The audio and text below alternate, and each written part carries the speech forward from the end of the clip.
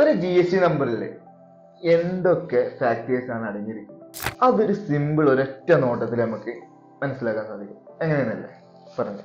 G S T നമ്പറിൽ first കാണുന്ന 2 digit എന്ന് പറയുന്നത് അത് സ്റ്റേറ്റ് കോഡാണ്.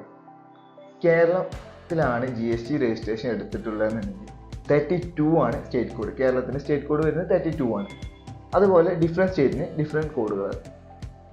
അതിനുശേഷമുള്ള 10 ക്യാരക്ടേഴ്സ് എന്ന് പറയുന്നത് ജി എസ് ടി രജിസ്ട്രേഷൻ എടുത്തത് ഒരു വ്യക്തിയാണോ അല്ലെങ്കിൽ ഒരു സ്ഥാപനമാണോ അവരുടെ പാൻ നമ്പറാണ് അതിലുണ്ടാവുക.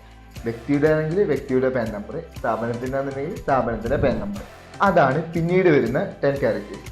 അതിനുശേഷമുള്ള സിംഗിൾ ഡിജിറ്റ് അതെന്തിനെ സൂചിപ്പിക്കുന്നത് വെച്ചാൽ ആ സ്റ്റേറ്റിൽ ഈ പാൻ നമ്പർ ഉള്ള ആൾ വ്യക്തി അല്ലെങ്കിൽ പാൻ നമ്പറുള്ള സ്ഥാപനത്തിന് എത്ര രജിസ്ട്രേഷൻ ഉണ്ട് എന്ന് സൂചിപ്പിക്കാനും വേണ്ടിയിട്ടുള്ള ഡിജിറ്റാണ്. ഒരു സ്റ്റേറ്റിലെ ഒരു പാൻ നമ്പർ, അതായത് പാൻ വെച്ചിട്ട് ഡിഫറെൻറ്റ് കൈൻഡ് ഓഫ് ബിസിനസ് ഉണ്ടെങ്കിൽ 9ഓളം ജി എസ് ടി രജിസ്ട്രേഷൻ എടുക്കാൻ സാധിക്കും. അതിനുശേഷം വരുന്നത് Z എന്ന് പറയുന്ന ആൽഫബറ്റാണ്.